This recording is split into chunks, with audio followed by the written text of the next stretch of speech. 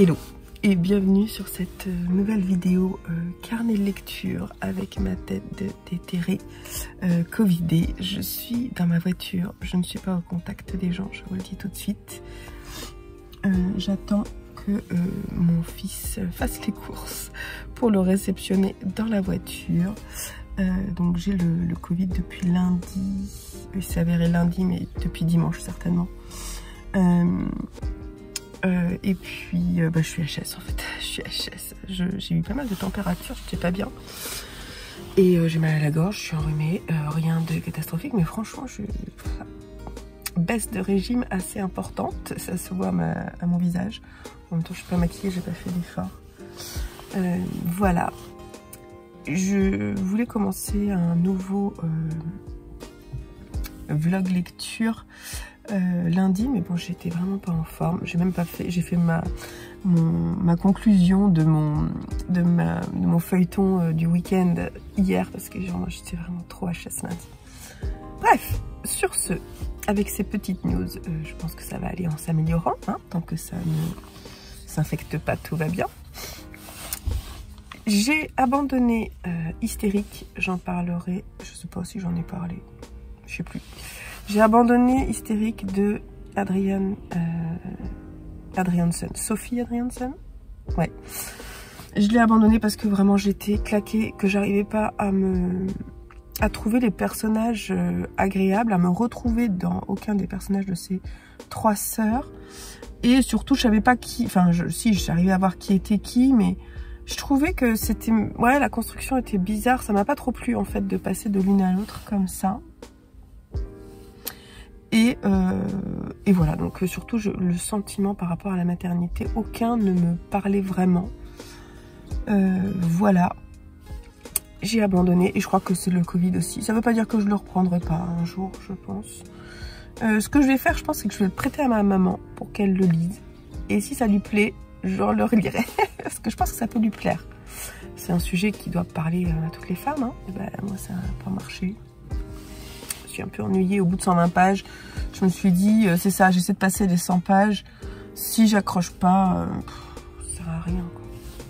Je savais vraiment pas quoi lire, j'étais vraiment perdue. Je sais pas, quand il y a un abandon de lecture comme ça, je sais jamais quoi faire après. Je suis complètement démunie. Donc j'ai demandé à mon fils Joseph de choisir parmi les livres de ma pile à lire d'avril, puisque j'étais sortie en fait, je voulais terminer mon mois de mars avec Hystérique. Et donc, du coup, c'est dans ma pile à lire d'avril. Et il m'a sorti la première enquête d'Agatha Raisin, La quiche fatale, chez Albin Michel. Alors, je me suis dit, finalement, c'est pas une mauvaise idée parce que j'ai besoin d'avoir quelque chose de léger. Et, ouais, parce que j'arrive pas à lire des trucs trop complexes. Donc, finalement, c'était pas une mauvaise idée. Et j'y suis allée, bon, avec les a priori que j'avais, que je vous avais déjà partagé. Dans le sens où j'avais jamais lu de Cozy Mystery et je me suis dit oh là là ça va m'ennuyer et tout. Et finalement ça me plaît. Ça me plaît. Alors je pense que c'est le personnage d'Agatha Raisin qui me plaît bien. Je le trouve particulièrement antipathique. Elle est extrêmement, elle est trop forte cette nana. Je l'adore avec tous ses défauts là. Et du coup elle me fait rire. Elle m'exaspère.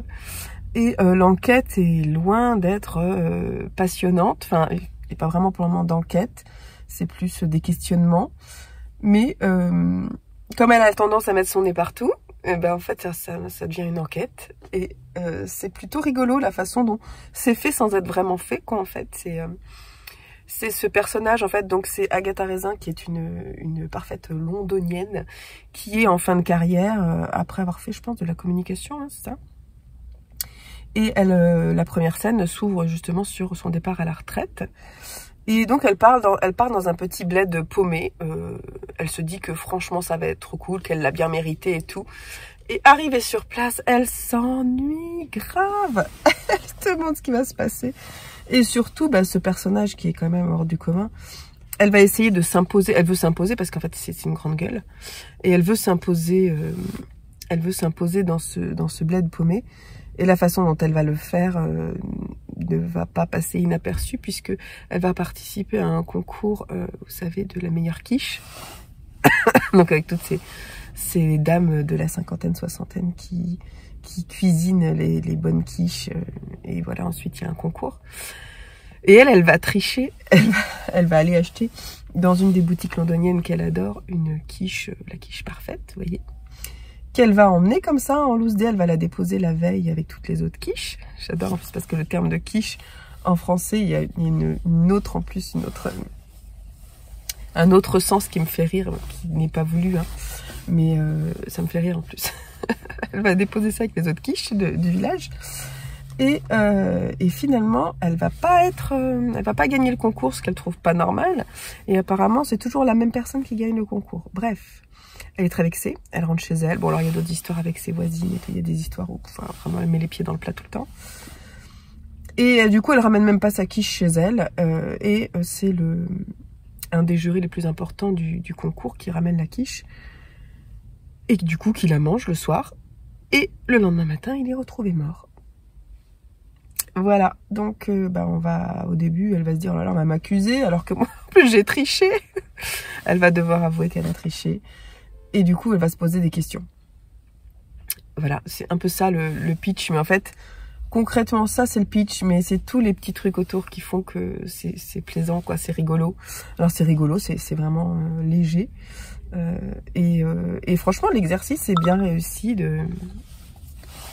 Pardon. Et bien réussi de nous faire apprécier ou même apprécier un personnage antipathique, quoi. En fait, c'est ça. Mais elle n'est pas particulièrement antipathique, c'est juste que c'est Agatha Raisin, c'est un personnage fort, comme on peut en connaître dans la vie parfois. Ces personnages-là peuvent exister finalement. Et voilà, donc c'est la reine des pieds dans le plat, notamment pour faire des quiches. J'ai fini avec les jeux de mots. Je vais terminer de le lire, parce qu'en fait, je l'ai pas mal avancé. Je l'ai commencé du coup lundi soir, je dirais peut-être, ou mardi, je sais plus. Ouais, lundi soir, je crois. Et je le lis petit à petit, parce que avec le Covid, là, en fait, j'ai du mal aussi à me concentrer sur ce que je lis. Donc là, en fait, c'est léger, donc ça va. Hier, j'ai travaillé quand même, parce que lundi, par contre, j'ai pas travaillé, j'avais la température, j'étais coincée au fond de mon lit, quoi. À pas pouvoir ni tricoter, ni bouquiner, ni rien faire. J'étais HS. Et hier, j'ai travaillé, ça m'a fait du bien. Mais alors hier soir, j'étais vraiment pas bien, quoi. J'étais crevée aussi. J'avais de la température, en fait. Et la température est revenue en fin de journée. Et voilà, j'espère qu'aujourd'hui, ça sera mieux. J'ai mal dormi cette nuit parce que la toux m'empêche de dormir correctement. Donc, je vais essayer de me reposer aujourd'hui. Voilà. Donc je vais l'avancer et on se retrouve après. En parallèle, je vais peut-être me lire une petite nouvelle de science-fiction cet après-midi. Je vais voir. J'ai fini de lire aussi le recueil des contes de Cendrillon dans les pays asiatiques. Ça m'a beaucoup plu. Je viendrai peut-être vous en parler dans ce vlog-là. Donc au bout de 8 minutes, je vais m'arrêter. Peut-être mon fils va arriver. Et voilà. Et je vais peut-être lire un petit peu. Je vous retrouve plus tard.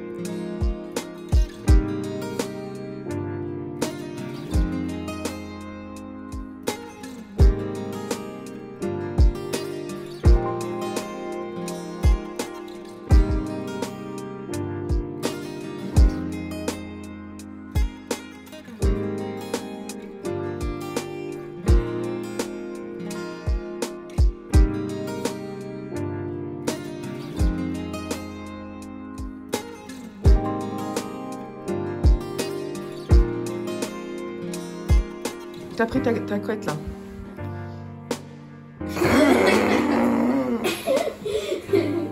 Le croqueur. Un peu de lait.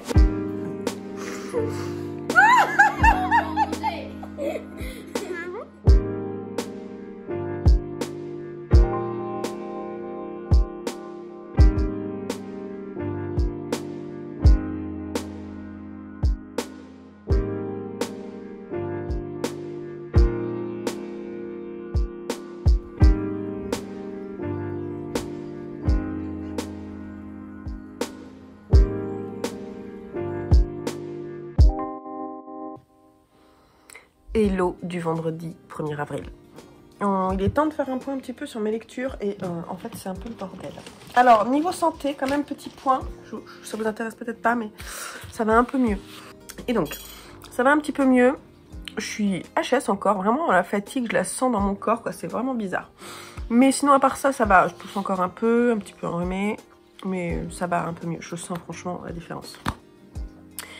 Donc, je sais plus si je suis venue vous dire que j'avais beaucoup aimé cette première enquête d'Agatha Raisin, donc de MC Beaton, La quiche fatale. Je vais pas aller plus loin que de dire que franchement c'était une bonne surprise, qui était complètement inattendue parce que je m'attendais pas forcément à aimer ce genre littéraire. Bon après, chacun écrit différemment, donc ça veut pas dire que j'ai forcément envie d'aller lire d'autres choses, mais j'ai bien aimé, en fait, j'ai beaucoup aimé le personnage d'Agatha Raisin et la façon dont l'histoire est présentée au lecteur. Je trouve que ça nous amène vers ce personnage d'une façon intelligente. Et j'avais peur que l'enquête soit vraiment, vous voyez, une enquête pure et dure, quoi, où on réfléchit, c'est ci qui fait ça. Finalement, on fait beaucoup d'allers-retours et en fait, c'est jamais clairement dit que c'est une enquête, même si c'en est une. Et c'est ça qui m'a plu parce qu'en fait, j'ai du mal avec les enquêtes et voilà. Bref, en tout cas, ce que je dis n'est pas toujours clair, je m'en excuse. Bref, ça m'a beaucoup plu, sa façon de voir les choses et son parcours. En fait, ce qui est intéressant, c'est qu'on apprend à connaître ce personnage vraiment en particulier. Et elle est extrêmement sympathique dans son antipathie. C'est-à-dire que elle a un peu tous les travers des Londoniens, vous voyez, qui arrivent en campagne, à la campagne et qui mettent les pieds dans le plat chaque fois, quoi. Et finalement, malgré tout ça, elle est quand même sympathique et en fait, on apprend à l'aimer dans ce premier tome et c'est ça que j'ai trouvé sympa. Vous savez que j'ai le second tome dans ma palle et que je pense que je vais le lire. Je ne sais pas, je vais pas devenir une addicte, je pense, au Cozy Mystery, mais alors je vais pas le lire tout de suite, mais peut-être cet été, ça serait sympa de le lire. Je pense que c'est vraiment quand on a envie de passer un moment chouette et cool et sans prise de tête, c'est vraiment, vraiment bien. En fait, c'était parfait d'avoir ce bouquin-là au moment où j'étais malade parce que j'arrivais pas à rentrer dans des livres trop complexes ou trop engageants. Et finalement, ça coule vraiment tout seul, ça se lit hyper rapidement. Une personne qui m'a dit « Oh là là, mais qu'est-ce que tu lis vite ?» Je dis déjà, j'ai été malade, donc lundi, j'ai pas travaillé. J'ai pas beaucoup lu lundi, parce que j'étais vraiment pas bien. Mais mercredi, du coup, c'est ma journée ma journée enfant. Et j'en ai profité tous les moments où j'ai pu. Je me suis allongée, j'ai bouquiné, je me suis reposée. Donc du coup, forcément, mercredi, je l'ai fini. Et donc ça s'est lu très vite. Mais ça se lit très vite. Et suite à ça, j'avais envie de repartir dans de la fantaisie ou dans du fantastique. Et j'ai commencé à lire sur ma Kindle. J'ai pas le... Alors attendez, parce que je sais plus... je sais pas comment faire pour pas perdre ma page en cours et vous montrer la couverture. Bon, je la mettrai là, sinon la couverture. J'ai commencé Les Héritiers d'Higashi. Mais le problème, c'est que je ne sais plus de qui c'est. Les Héritiers d'Higashi, le tome 1, Okami Hime, Neko. Bref, je sais pas qui. Par contre, je sais pas qui l'a écrit. Je crois que c'est le nom, ça. Et j'en suis à 43%. C'était un livre assez court. Et c'est pareil, ça se lit vraiment très très bien. Alors par contre, au début du livre, j'ai pris des notes parce qu'il y a beaucoup de personnages différents. Déjà, on commence la scène, le prologue avec deux personnages qu'on sent extraordinaire, qui arrive à se camoufler. On sait qu'on est dans un univers asiatique, je dirais japonais. Et le prologue nous met tout de suite en situation, on n'est pas chez les humains, et c'est des personnages type yokai, donc des monstres japonais, enfin monstres en tout cas personnages fantastiques asiatiques qui ouvrent le livre. Ensuite, on va suivre deux autres personnages qui sont des femmes, deux jeunes femmes. Alors c'est surtout une qui nous intéresse, Yuzuke, qui est une apprentie, comment on dit, une apprentie, c'est un nom, bah, elle veut être en fait rejoindre la garde de la main pure, et la main pure en fait c'est le chef de cette contrée, on va dire, qui assure la sécurité et la paix dans l'univers. Alors je sais plus comment ça s'appelle. J'ai pris des notes mais je peux pas les regarder puisque elles sont dans mon téléphone. Mais c'est pas grave, les mots sont... Du coup, ça m'a permis d'ancrer les mots dans ma tête. Et puis, du coup, quand je les lis, je comprends, hein, y a pas de souci. Pardon. Désolée pour les titites. Je vais... Hop. Et donc, ensuite, on suit donc cette jeune femme qui est un peu une flemmarde, qui aime bien dormir, qui est toujours en retard, voilà, qui est un peu différente des autres. Elle est très sympathique, assez jeune, je pense. Et en fait, elle est envoyée sur une mission pour protéger un être supérieur, une jeune femme d'un rang supérieur, qui est en fait un renard, si je dis pas, en fait, il faudrait que je note les noms, mais bon, je vous en reparlerai peut-être quand j'aurai fini avec plus de précision, j'aurai préparé mon point. Bref, on suit, voilà, elle va accompagner une jeune femme qui doit se marier, en fait, avec un homme, et elle doit la protéger, elle doit la garder. Finalement, on va la suivre après, et on va se rendre compte que cette jeune femme est un petit peu particulière et qu'elle n'a pas forcément choisi de se marier, qu'on lui impose. Et donc, il va y avoir une relation qui se noue entre ces deux jeunes femmes. Sur cette relation un peu difficile, on va comprendre que Yuzuke, elle est peut-être plus qu'autre chose que ce qu'elle pense, mais on ne sait pas trop encore. J'aime bien la façon dont c'est fait le personnage de Yuzuke, je l'aime beaucoup. J'espère que c'est pas Yuzuke. Yuzuke, je dirais, bref. Et il y a encore d'autres personnages. On suit, alors ceux-là, je me souviens plus du nom du yokai, mais c'est les chats. Donc ce sont des chats, des monstres chats, qui peuvent avoir avec le henke, là je me souviens, quand ils mettent le henke sur eux, ils se transforment, ils prennent l'apparence d'autres personnages, donc ils peuvent se fondre en fait dans la société sans se faire repérer. Et ils sont vraiment dépréciés, les chats. Et on suit une des protagonistes qui a un tempérament très très fort et qui ne se laisse pas faire et qui manipule plus qu'autre chose. Et elle a été élevée avec un autre jeune homme qui lui dit qu'elle est en danger et qui va la protéger en la faisant passer pour une servante justement dans un univers qui n'est pas le sien. Donc elle va se cacher. Et on comprend bien que même si elle doit rester très prudente, elle est très curieuse et donc on sent que les dangers, ou en tout cas elle va découvrir des choses, ou elle va se mettre en danger forcément. Et voilà, il y a beaucoup de... Voilà, donc ça c'est vraiment les trois spots, on va dire, qu'on suit. Et j'ai très envie, enfin franchement ça se lit très bien. C'est pas hyper passionnant dans le sens où je me dis pas tiens j'ai super envie de savoir la suite, mais quand je le lis je suis bien dedans, donc ça c'est plutôt cool. Je vous en parlerai quand je l'aurai terminé, je sais pas trop quand. Et sinon j'ai fini la saga Éclat d'âme puisque le 4e tome d'Éclat d'âme ferme cette saga de 4 volumes. Donc Éclat d'âme c'est de Yuki Kamatani aux éditions Akata. Et franchement, j'ai bien aimé les tomes 1 et 2 qui étaient introductifs et on était vraiment donc dans cette maison. En fait, il y a un personnage là qui n'est pas là. Voilà, c'est ce personnage-là qui n'a pas de nom. En fait, elle se nomme comme n'étant personne, mais on sent que elle s'envole, elle flotte, elle est là et elle a ouvert un lieu de rencontre et de partage pour les personnes atypiques, notamment les personnes qui se cherchent dans leur identité sexuelle. Donc c'est vraiment un lieu dédié aux LGBTQ+.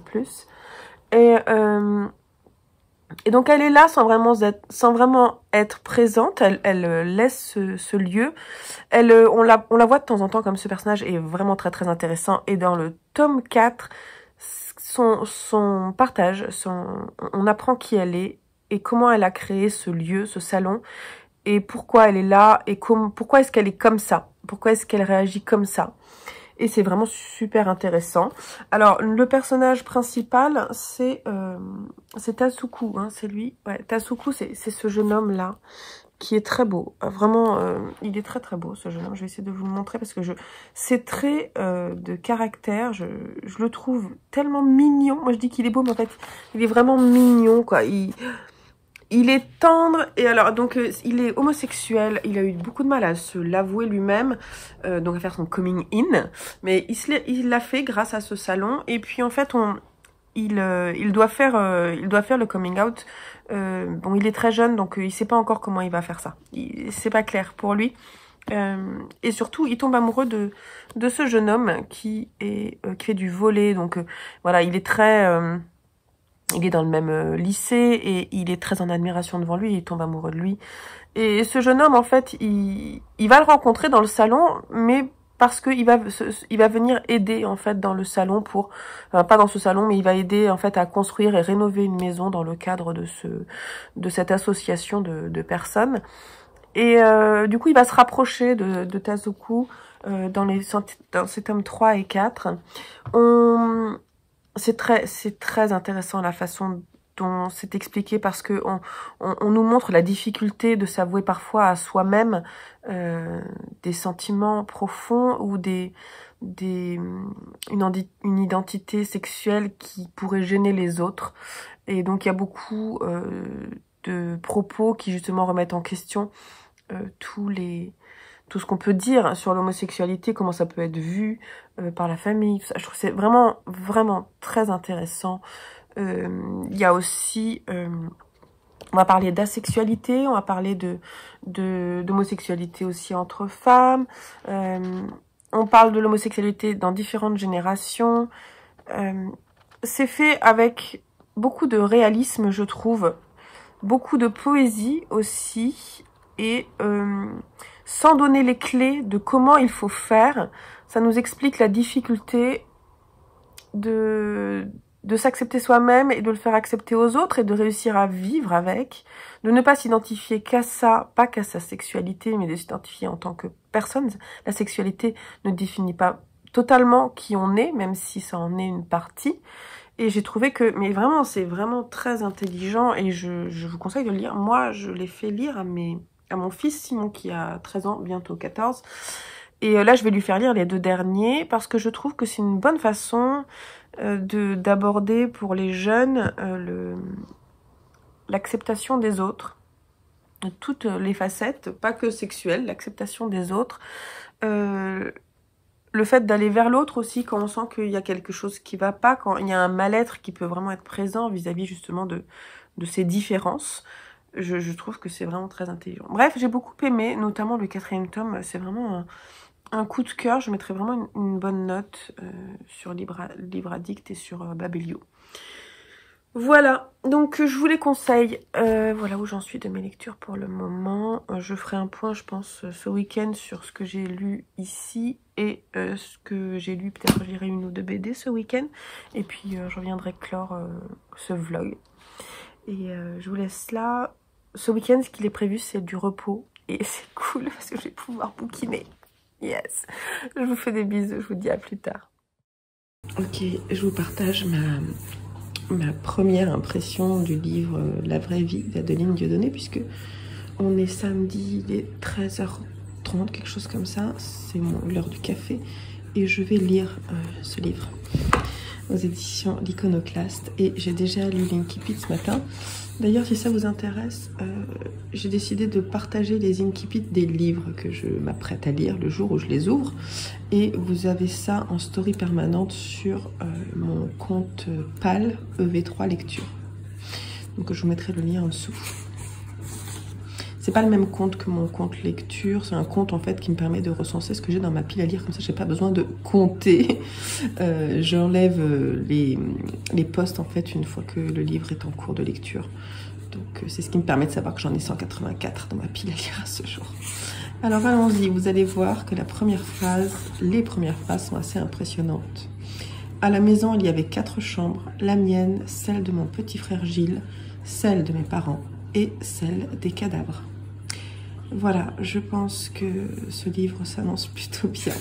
Donc je vais y aller. Donc je vous en reparle très très vite pendant ce week-end.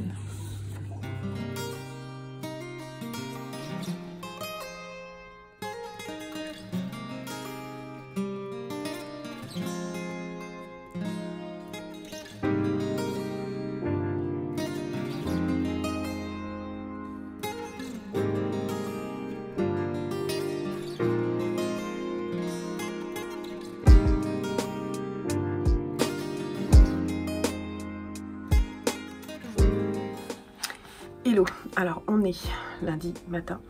Je vous ai pas trop pris ce week-end parce que samedi j'étais encore HS. Ensuite hier c'est mon fils qui est tombé malade et franchement là il est grippé je pense. Voilà. C'est un peu le bazar à la maison parce qu'il y a pas mal de microbes et de virus. Mais j'ai lu et du coup j'ai pas trop le temps, mais on va faire un petit point rapide pour clore ce vlog. J'ai lu pas mal de choses ce week-end puisque du coup je me suis reposée. Alors, j'ai lu le 4e tome de Saga de Fiona Staples et Brian Kevogan. Alors, on a remarqué que l'ordre d'apparition des noms est différent à partir du 2e. Je ne sais pas pourquoi. Je ne sais pas qui de Fiona Staples ou de Brian Kevogan écrit l'histoire et qui dessine, ou si c'est commun. Il faudra que je me renseigne. En tout cas, ça continue dans sa lancée. Celui-ci il est paru en 2015 chez Urban Indies. Ça continue sur sa lancée. Là en fait on retrouve la famille. Donc comment est-ce qu'il s'appelle? Alana, Marco, ça c'est le couple. Leur fille Hazel et Clara qui est la mère de Marco. Donc ils sont tous les 4 et ils sont aussi avec la fantôme là qui est sympa et qui sert de babysitter. Si vous connaissez pas, c'est un peu compliqué. En tout cas, elle est morte. C'est une demi-femme en fait. On voit ses tripes qui pendouillent. Mais voilà, c'est une demi-jeune femme, mais qui est là et qui est très très sympathique et qui les aide au quotidien. Et donc ils sont sur la planète Gardenia. Ils ont commencé une nouvelle vie. Le truc c'est que comment est-ce qu'elle s'appelle? Alana, donc la maman qui est pas là. Donc là on a le papa et la petite fille qui racontent l'histoire. C'est elle qui raconte l'histoire. Même avant d'être née, elle raconte l'histoire. D'ailleurs, son personnage, il est trop chou. Elle comprend, on sait qu'elle est différente. Elle comprend plein de langues différentes. Elle comprend où sont les dangers. Elle sait à l'avance ce qui va se passer presque. Elle est vraiment particulière. Et eux, ils sont recherchés. Marco et Alana, ils sont cherchés depuis longtemps parce que justement, ils ont procréé. Ils ont fait un mélange qui est interdit entre les espèces vivantes. Voilà, et donc on est dans une époque de leur vie, donc ils ont un tout petit bébé. Lui il s'occupe de sa fille, elle bosse tout le temps et d'ailleurs elle est vraiment hyper tendue. Elle va même jusqu'à se droguer à un moment et le cacher à sa famille. Lui il est perdu, il sait pas trop comment l'aider, il faut pas qu'il montre qui il est, donc c'est pourquoi il a un bandage sur le visage. Il se rapproche d'une jeune femme qui l'écoute parce que sa femme n'est pas présente, donc voilà. Il y a une tension dans le couple qui va aller assez loin d'ailleurs, mais bon voilà. C'est un peu particulier. On retrouve plein de personnages particuliers. On va avoir aussi je vais juste vous montrer. Peut-être pas la dernière, mais si je peux vous montrer. Ce personnage-là, là, Monsieur Robot. Je sais plus comment il s'appelle. Monsieur Robot. Sa femme était enceinte et a accouché, mais elle a été tuée par un autre robot dans son genre, un homme télé, moi j'appelle ça un homme télé, qui a kidnappé son enfant. Et donc c'est la cata. Voilà, c'est la cata dans ce tome 4. On est toujours dans la partie vraiment space opéra avec des espèces complètement ouf et des dessins vraiment assez extraordinaires. On a des personnages vraiment chouettes. J'aime beaucoup le personnage je sais pas ce que c'est, une araignée. Ce personnage, je la trouve très belle. qui va essayer d'aider Alana, mais qui va l'amener à se droguer d'ailleurs. Donc, on est vraiment dans... Il y a de l'humour, il y a des aventures, c'est franchement pas mal. Donc, par contre, la saga de Saga est assez longue. Donc, on va continuer ça tranquillement. En graphique, j'ai relu le premier tome de Your Name parce que cette semaine, je vais lire le second. Et je pense que j'achèterai assez rapidement le troisième qui est le dernier. Donc ça, je sais pas si il est... je pense que c'est un manga qui est... comment on dit? Qui est issu de l'animé. Ça me fait penser à ça parce que je sais pas si je me trompe. Mais peut-être, je ne sais pas. En tout cas... J'avais besoin de le relire parce que je voulais avoir les subtilités pour comprendre vraiment l'histoire. C'est très très fun, hein. Donc l'idée c'est que ils habitent pas du tout ensemble, ils ont le même âge, c'est une fille et un garçon.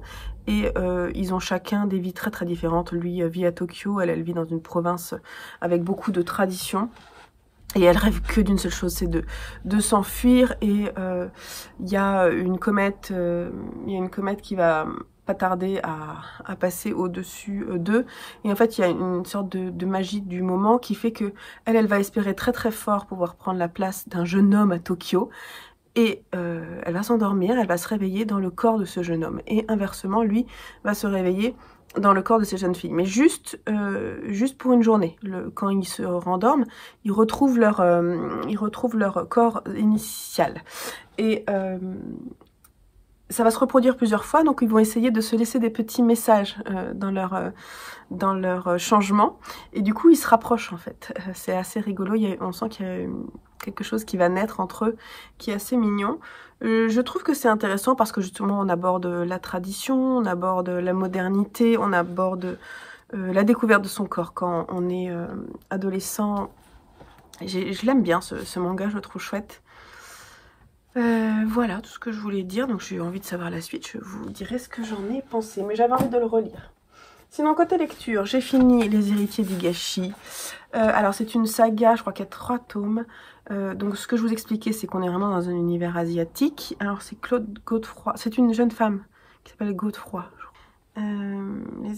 Clémence Godefroy. Et c'est publié chez Okami Hime, et moi je l'ai lu sur ma Kindle. Je sais pas si on va aller sur la couverture. La couverture est très belle et en couleur elle est encore plus jolie. Donc oui, donc c'est inspiré de l'univers asiatique. C'est pour ça que je me suis dit que ça serait sympa de le lire. J'ai trouvé que c'était pas mal. Donc je pense que c'est young adulte. Jeunesse même peut-être. Mais c'est quand même assez... il y a beaucoup de termes inspirés des yokai. Donc on va retrouver en fait des nogitsune, on va retrouver donc en fait tout ce qui est de l'ordre des yokai. On va avoir les chats, les singes, enfin voilà, beaucoup de différents aspects, les humains aussi qui côtoient les humains. Donc en fait on est dans un monde où il y a eu une grande guerre et ce sont les renards en fait qui gouvernent, aider des orochi qui sont les serpents et des humains. Et on va suivre différents personnages qui, eux, justement, ne font pas partie de ces clans ou qui ont des rôles à jouer un peu différents. Et on va suivre différents... Donc c'est un roman choral, on va suivre différents personnages. On va suivre une garde de la main pure. Donc là, c'est elle, c'est la main pure, c'est ceux qui sont établis et qui ont gagné la Grande Guerre.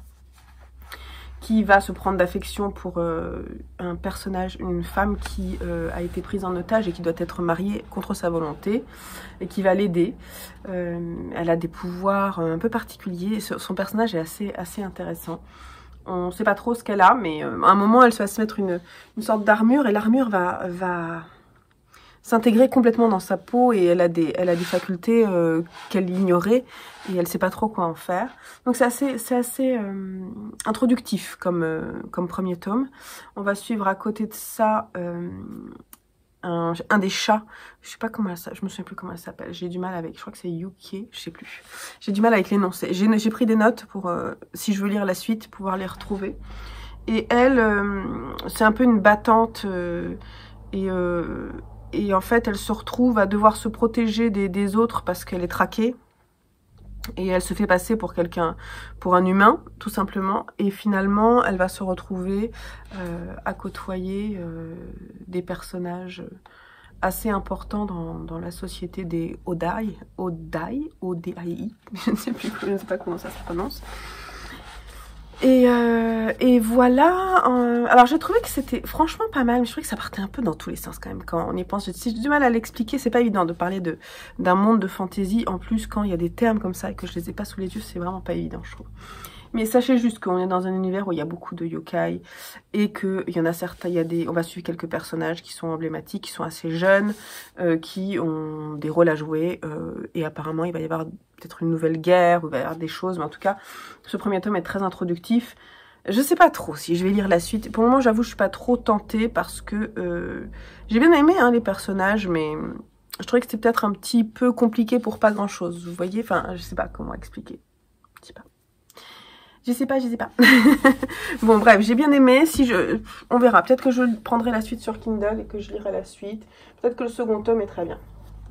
Pour terminer, j'ai lu samedi et dimanche La vraie vie d'Adeline Dieudonné, j'arrive pas à le dire, aux éditions L'Iconoclaste, et c'est un vrai coup de cœur que ce premier roman d'Adeline Dieudonné qui parle d'enfer domestique. On est dans un pavillon qui apparemment est assez est plus riche que d'autres, donc qui peut faire envier certains de certaines personnes, parce qu'en fait on va suivre une jeune fille qui a au début 10 ans, elle a un petit frère qui s'appelle Gilles et qui lui, je crois qu'ils ont 4 ans d'écart, donc il est tout petit. Ils vivent avec leurs parents, la maman c'est une amibe et elle est complètement, elle a laissé tous ses sentiments de côté pour se protéger de son mari qui est violent. Elle se demande, cette jeune fille, si un jour ils ont pu s'aimer et comment ils ont pu faire pour pouvoir avoir 2 enfants, parce qu'elle ne voit jamais d'amour entre eux. Lui, il est comptable, je crois, au départ, et puis il va perdre son boulot en plein milieu de l'histoire. Ça va le rendre encore plus violent. Il était déjà très... Alors, de la pression, en fait. Il y a beaucoup de pression au quotidien, et la violence est faite sur la mère.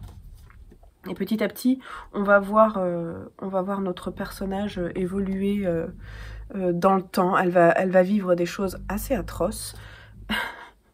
Notamment, je vous le dis pas, mais notamment, elle avait un petit plaisir, c'est d'aller manger une glace avec son frère, et il va y avoir quelque chose d'atroce qui va se passer dans le glacier, et qui va juste lui donner envie de revenir en arrière, en fait, pour oublier tout ce qui s'est passé, et pouvoir reprendre peut-être ce petit moment de grâce qu'il y a pu y avoir un moment dans leur famille où ils ont pu se mettre à rire tous les 4 ensemble, mais elle en a un vague souvenir, quoi, et elle veut revenir en arrière. Et surtout après cette tragédie qu'il va y avoir au glacier, son frère Gilles va être complètement atteint de mutisme, et puis ensuite il va devenir un peu comme son père.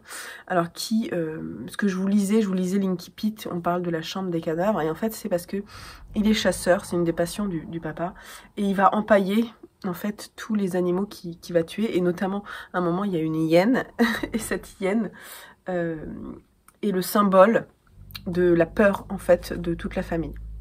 Donc ils l'entendent rire en fait. Et petit à petit, quand elle voit son petit frère évoluer près de son papa, qui veut en faire un homme comme lui, vous voyez un peu le genre, elle entend la hyène qui rit. Et il se passe des trucs atroces. Son frère devient aussi horrible, voire pire que son père. Mais parce que justement, il est initié pour devenir un homme. Il y a un passage terrible, je vous le dis pas parce que vraiment il faut le lire, mais il y a un passage terrible où ils vont tous partir en chasse, et il y a une chose qui va être chassée, et je vous dis pas quoi, mais quand j'ai lu ça, je me suis dit, c'est pas possible. Elle nous raconte un truc, son histoire est finalement, je pense, elle est extrêmement dure et terrible sur la violence qui peut être faite dans une famille, une violence psychologique notamment. elle veut s'en sortir et en fait, elle devient extrêmement dure et elle va s'inventer un monde. Alors justement, où elle va essayer d'inventer des machines à remonter le temps pour essayer de revenir un peu en arrière. Ou alors elle se cache des choses. Vous voyez, elle montre pas, elle devient femme, mais elle ne montre pas, elle se cache, elle se préserve tout le temps. Et puis, en même temps, c'est une jeune fille, donc elle ressent des choses très très fortes, ses premiers amours.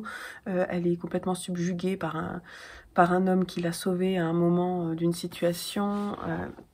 Je sais pas, il y a beaucoup de... En fait, c'est son point de vue, hein. On est du point de vue de cette jeune fille qui grandit. Et on ressent toutes ces désillusions par rapport à sa vie quotidienne, à ce qui l'attend par la suite. Et du coup, on a cette naïveté dans les propos qui rendent les choses encore plus violentes. Et j'ai trouvé que la plume d'Adeline Dieudonné, mais c'était vraiment un gros coup de cœur de plume. Je trouvais que c'était extrêmement beau. Il y a des phrases que j'ai lues, que j'ai relues, que j'ai lues à mes enfants, que j'ai notées, que je vais garder précieusement. Et c'est une pépite, ce livre, vraiment un gros coup de cœur pour ce livre. J'avais peur en fait parce que je sais qu'il a plu et il a déplu. Mais qu'est-ce que j'ai aimé. En revanche, là, il y a écrit d'une plume drôle et fulgurante. Moi, j'ai pas trouvé que c'était drôle. C'est marrant, j'ai pas eu ce sentiment. J'ai pas eu le sentiment que ce soit drôle. J'arrive pas à me souvenir si j'ai souri, mais je crois pas. J'ai été complètement happée par le livre et je me suis retenue de tout lire d'un coup pour réussir à le finir hier soir. Voilà, donc vraiment une belle découverte de plume. L'histoire est juste ouf. Vraiment, j'ai peu de mots hein, pour dire ce que j'ai ressenti, mais j'ai pas pleuré ni rien, mais j'ai pris un peu comme une claque ce livre en fait. Ça a été vraiment une claque littéraire. J'ai beaucoup aimé et je le relirai et je le ferai lire. Je vais voir si mes parents l'ont lu, s'ils l'ont pas lu, je vais leur conseiller parce que j'ai adoré. Voilà. Gros coup de cœur, donc cette semaine de mon vlog lecture se termine par un coup de cœur et je suis contente de vous en parler. Et puis j'ai commencé à lire Le cœur des femmes, mais je vous en reparlerai un peu plus. J'avance, hein. Je suis le planning, c'est marrant, j'y arrive. C'est pas bien la première fois, mais c'est pas mal, franchement c'est chouette. Je vais vous laisser là pour ce vlog, ce carnet de lecture qui se termine, c'est le 30e. Et j'ai vu qu'on était passé à 500 abonnés sur la chaîne, c'est trop cool, je vous remercie d'être là. Dans mon prochain book haul, je ferai un tirage au sort, donc veillez bien à regarder le prochain book haul, je ferai un tirage au sort pour vous faire gagner 2 livres. 2 livres, oui, 2 livres, parce que j'ai envie de vous remercier de me suivre par ici et de plus en plus nombreux.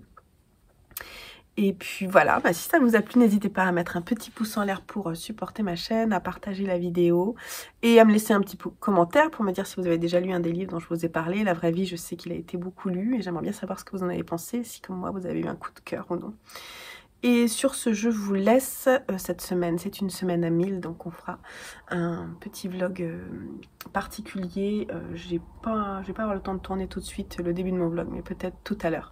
J'espère que les microbes vont nous laisser tranquilles pour cette semaine et que moi, mon test va enfin être négatif. Je suis encore fatiguée, je le sens, mais on va croiser les doigts. Allez, je vous fais des gros bisous. Je vous souhaite une belle semaine de lecture. Prenez soin de vous. À bientôt, bye bye.